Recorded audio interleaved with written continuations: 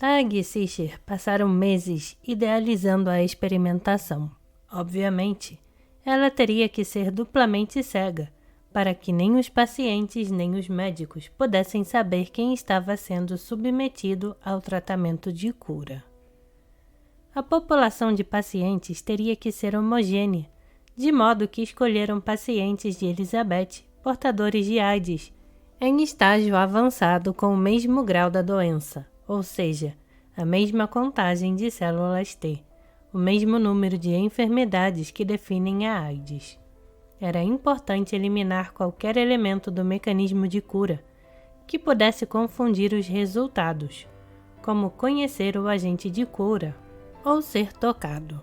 Eles chegaram à conclusão de que isso significava que todo tratamento de cura deveria ser realizado à distância, como estavam testando a cura propriamente dita, e não o poder de uma forma particular dela, como a oração cristã, por exemplo.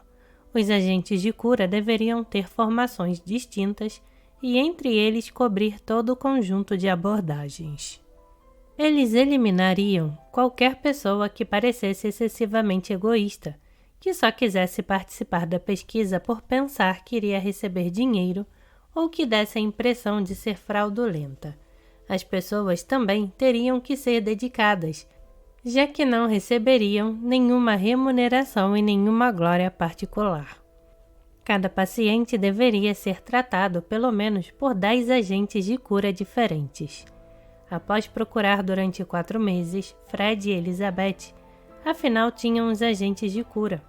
Um grupo de 40 agentes de cura religiosos e espirituais de todos os Estados Unidos, muitos deles bastante respeitados em seus respectivos campos.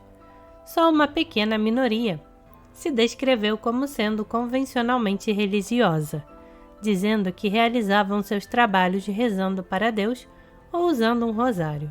Vários agentes de cura cristãos, um punhado de evangélicos, um judeu cabalista e alguns budistas.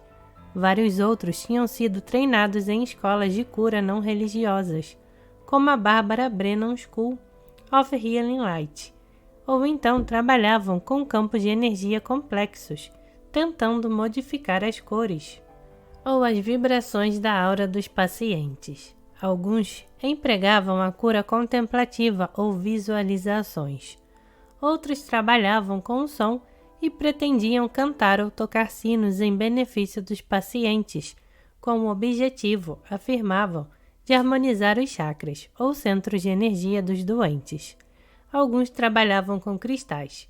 Um dos agentes de cura, que receberam treinamento de xamã dos índios Lakota Sioux, pretendia usar a cerimônia indígena do cachimbo. O tambor e o canto o fariam entrar em um transe, durante o qual ele entraria em contato com os espíritos em benefício do paciente. Também recrutaram um mestre chinês de Qigong, que declarou que enviaria a energia harmonizadora do Qi para os pacientes. O único critério utilizado, sustentaram Targ e Sicher, foi que os agentes de cura acreditassem que o método que empregariam iria funcionar. Eles tinham outro elemento em comum: o sucesso no tratamento de casos sem esperança. Em conjunto, os agentes de cura tinham uma média de 17 anos de experiência na arte da cura, e a média individual de curas à distância informadas era de 117.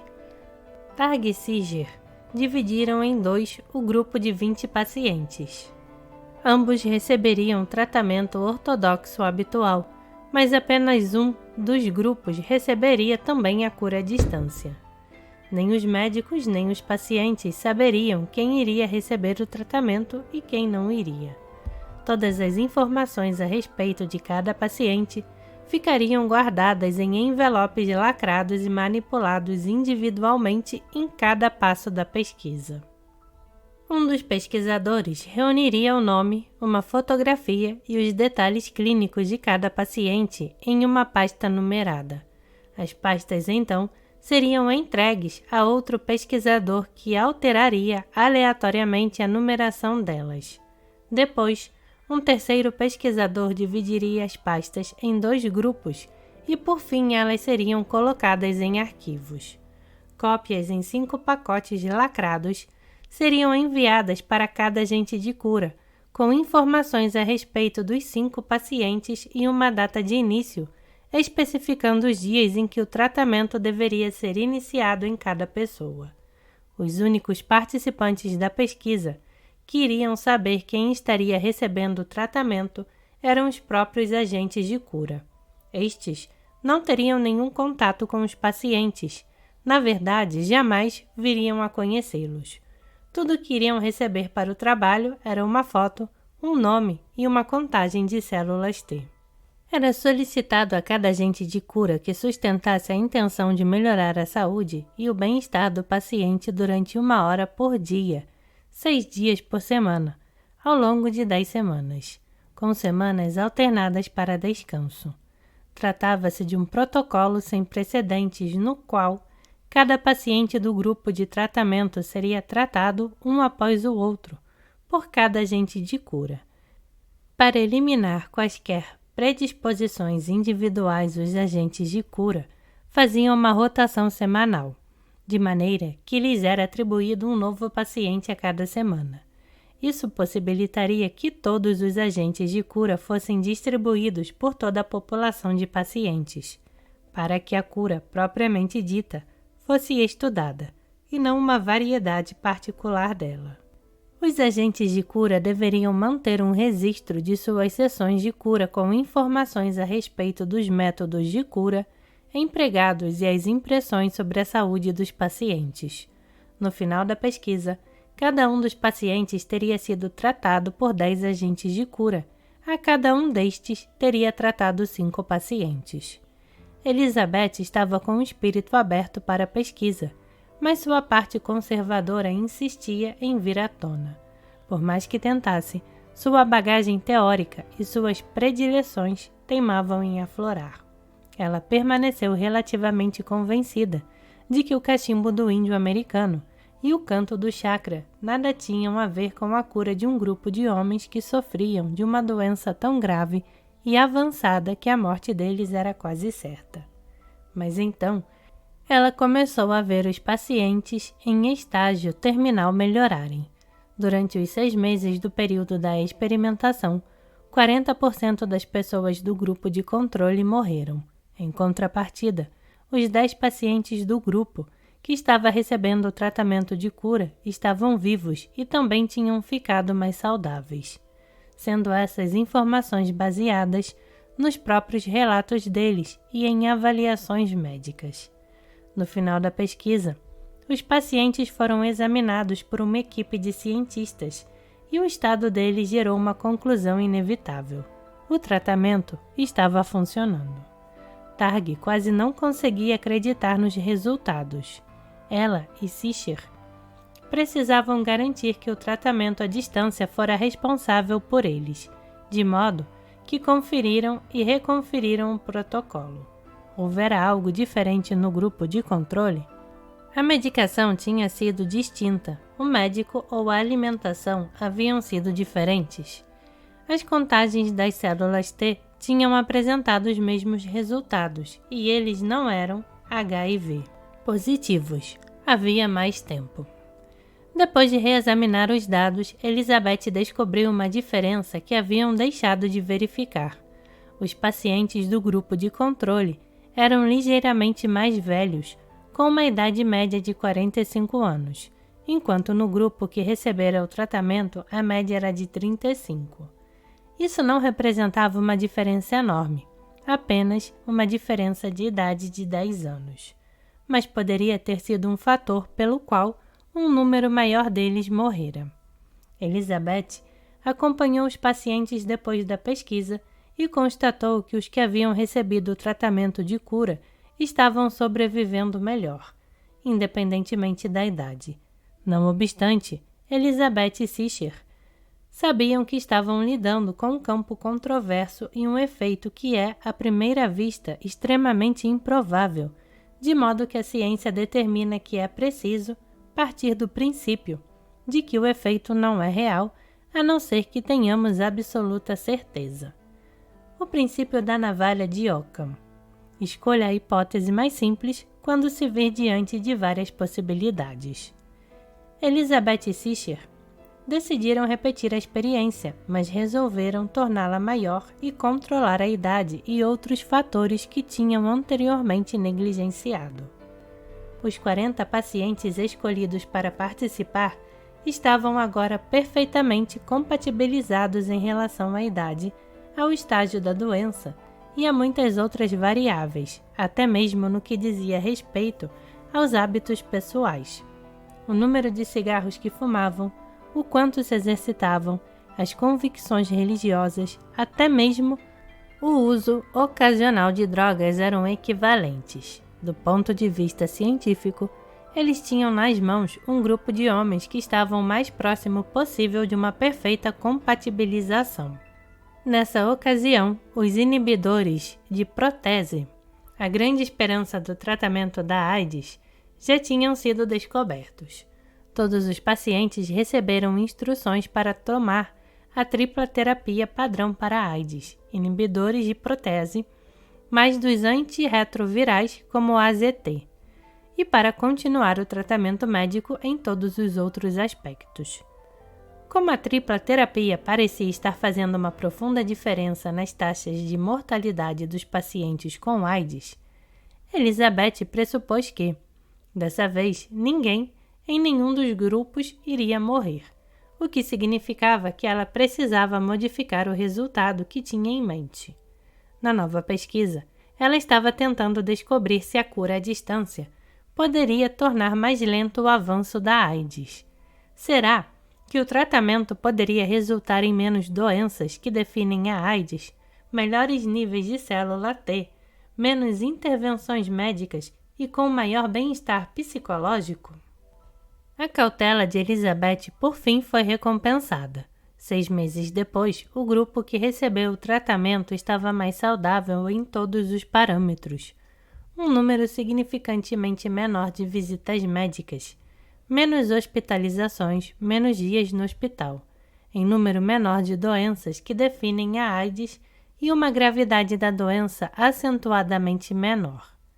Apenas 2 pacientes do grupo que receberam o tratamento haviam desenvolvido novas doenças que definem a AIDS, enquanto 12 do grupo de controle as haviam contraído. E apenas 3 pacientes do grupo que receberam o tratamento haviam sido hospitalizados em comparação com 12 do grupo de controle. De acordo com testes psicológicos, o grupo que recebeu o tratamento também registrou uma melhora substancial no estado de espírito. Em 6 dos 11 indicadores médicos utilizados na avaliação dos resultados, o grupo que recebeu o tratamento de cura à distância apresentou resultados bastante melhores. Até mesmo o poder do pensamento positivo entre os pacientes foi supervisionado. Na metade da pesquisa, foi perguntando a todos os participantes se eles acreditavam estar recebendo o tratamento. Tanto no grupo que estava recebendo, quanto no grupo de controle, metade achou que estava e metade achou que não. Essa divisão aleatória de opiniões positivas e negativas a respeito da cura significou que qualquer envolvimento de uma atitude mental positiva não teria afetado os resultados. Quando analisadas, as convicções dos pacientes em relação a estar ou não recebendo o tratamento de cura à distância não se correlacionaram com nada. Só no final da pesquisa os pacientes tiveram a tendência de adivinhar corretamente que estavam no grupo de tratamento. Apenas para ter certeza, Elizabeth realizou 50 testes estatísticos para eliminar a possibilidade de que quaisquer outras variáveis nos pacientes pudessem ter contribuído para os resultados. Dessa vez, só havia o acaso. Os resultados eram incontestáveis, independentemente do tipo de método de cura que usaram ou da concepção deles a respeito de um ser superior. Os agentes de cura estavam contribuindo de maneira acentuada para o bem-estar físico e psicológico dos pacientes. Os resultados de Targ e Seacher foram confirmados 1 ano depois, quando uma pesquisa de 12 meses intitulada MAI Mid-America Heart Institute sobre o efeito de uma prece de intercessão para pacientes cardíacos hospitalizados, demonstrou que eles tinham menos eventos adversos e ficavam menos tempo internados quando eram alvos de preces. Nessa pesquisa, no entanto, os intercessores não eram pessoas que tinham um dom de curar para se qualificar para o papel. Eles simplesmente precisavam acreditar em Deus e no fato de que Ele atende quando rezamos pedindo que cure uma pessoa que está doente. Nesse caso, todos os participantes estavam usando alguma forma de prece convencional, e quase todos eram cristãos protestantes, católicos romanos ou cristãos que não pertenciam a uma denominação específica. Foi atribuído a cada um deles um paciente pelo qual deveriam rezar.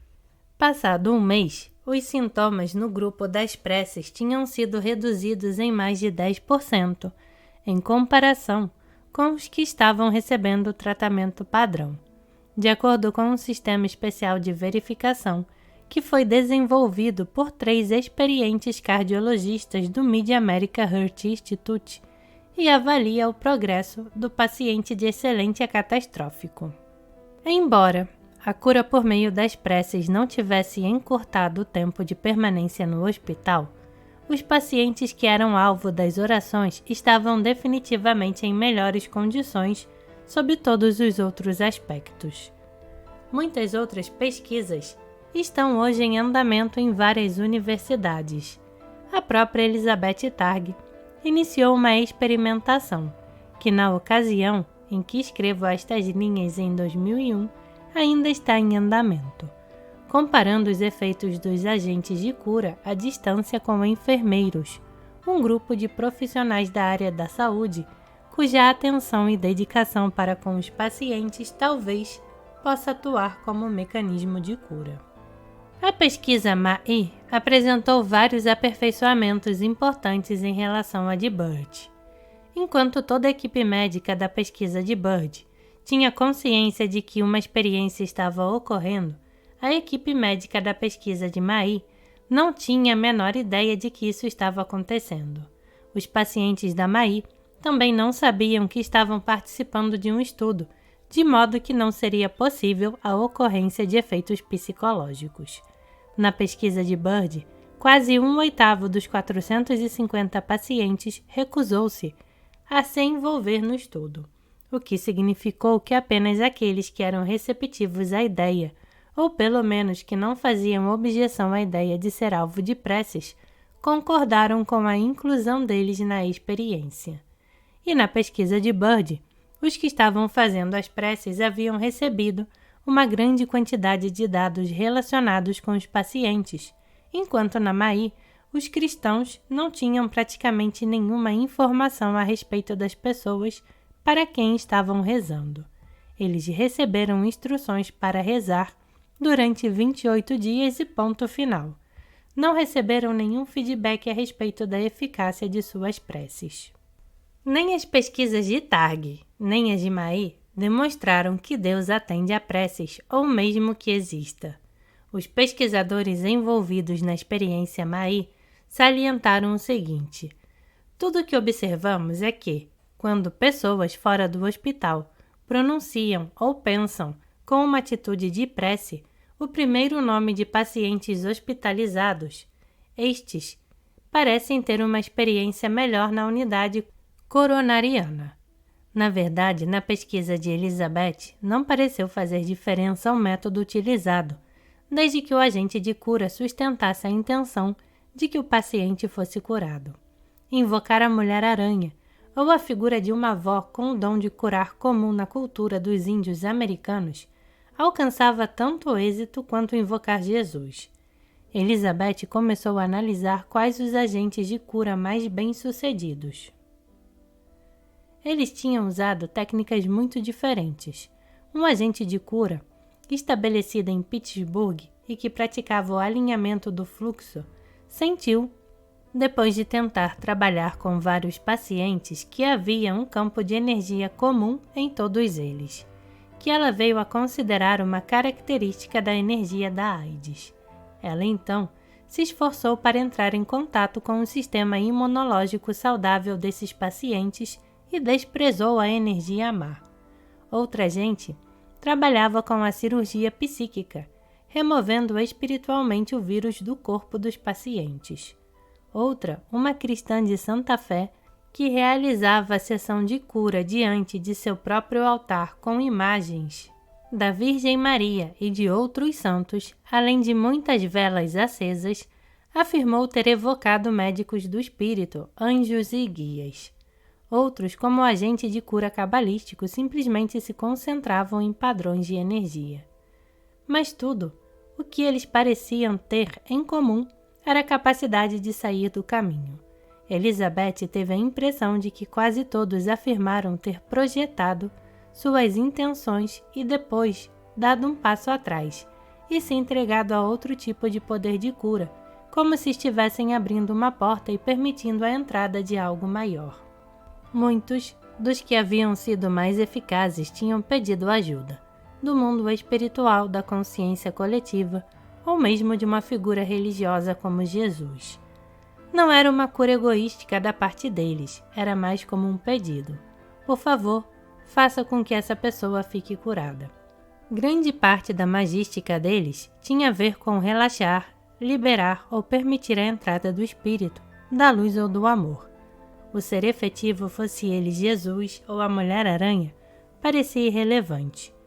O sucesso da pesquisa MAI sugeriu que a cura por meio da intenção está disponível para as pessoas comuns, embora os agentes de cura possam ser mais experientes ou ter um maior talento natural para entrar em contato com o campo.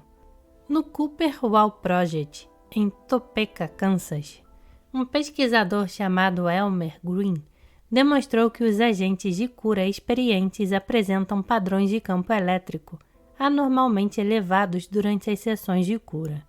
Em seu teste, Green encerrou os participantes em salas eletricamente isoladas construídas de cobre, o que bloquearia a eletricidade oriunda de quaisquer outras fontes.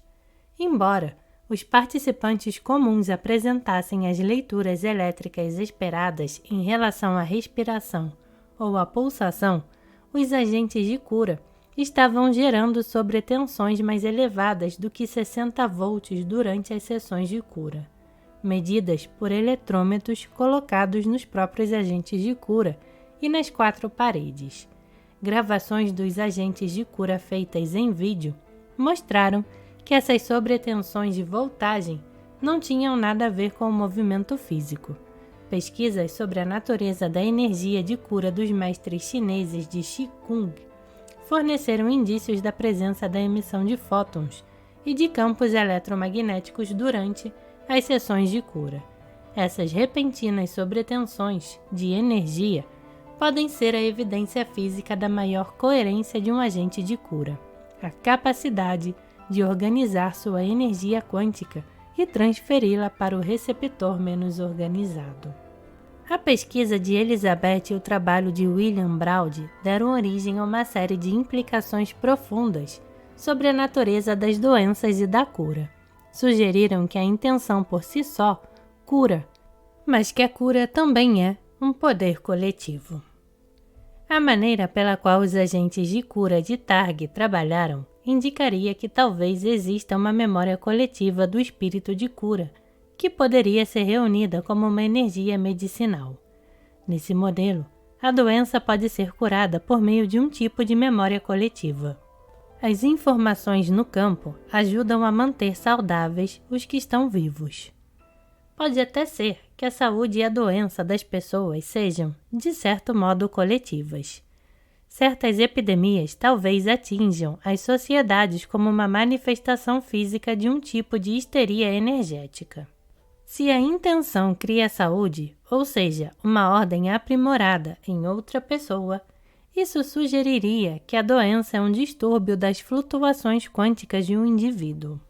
A cura, como aventa o trabalho de Pop, pode ser uma questão de reprogramar as flutuações quânticas individuais para que o sistema recupere a estabilidade. Qualquer um, entre os vários processos biológicos, exige uma respeitável sucessão de processos que seriam sensíveis aos minúsculos efeitos observados na pesquisa da Peer. É possível também que a doença seja um isolamento, uma falta de ligação com a saúde coletiva do campo e da comunidade. Na pesquisa de Elizabeth, Debbie Shinita, agente de cura de Pittsburgh, que praticava o alinhamento do fluxo, descobriu que o vírus da AIDS parecia se alimentar do medo, o tipo de medo que pode ser sentido por qualquer pessoa marginalizada pela comunidade, como foi o caso de muitos homossexuais no início da epidemia da AIDS. Várias pesquisas com pacientes cardíacos demonstraram que o isolamento de si mesmo, da comunidade e da espiritualidade, e não os problemas físicos, como colesterol elevado, está entre os fatores que mais contribuem para a doença. Em pesquisas sobre a longevidade, as pessoas que vivem mais tempo com frequência são aquelas que não apenas acreditam em um ser espiritual superior, mas também as que têm o mais forte sentimento de permanecer a uma comunidade. Isso pode significar que a intenção do agente de cura era tão importante quanto o seu tratamento. O médico agitado que gostaria que o paciente cancelasse a consulta para poder ir almoçar. O médico recém-formado que passou 3 noites sem dormir e o médico que não gosta de determinado paciente podem exercer um efeito prejudicial. Também pode significar que o tratamento mais importante que um médico pode ministrar é desejar intensamente a saúde e o bem-estar do paciente. Elizabeth começou a examinar o que estava presente em sua consciência imediatamente antes do momento em que entrava para ver os pacientes, para ter certeza de que estava enviando intenções positivas.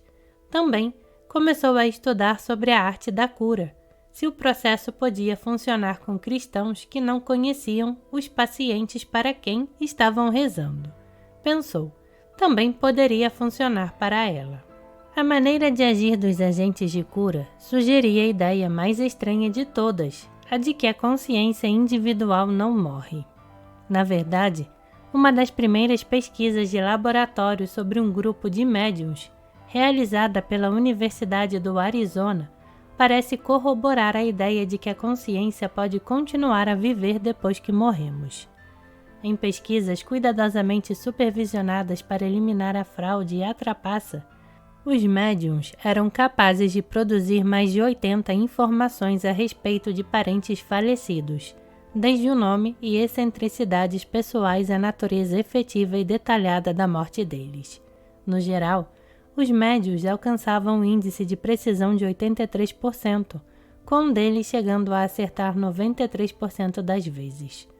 O grupo de controle, com pessoas sem qualquer poder mediúnico, só acertou em média 36% das vezes. Em um dos casos, um médium foi capaz de repetir a prece que uma mãe já falecida costumava recitar para uma das pessoas do grupo quando esta era criança. O professor Gary Surash, chefe da equipe, disse o seguinte: a explicação mais parcimoniosa possível é que os médiuns estão mantendo uma comunicação direta com os falecidos.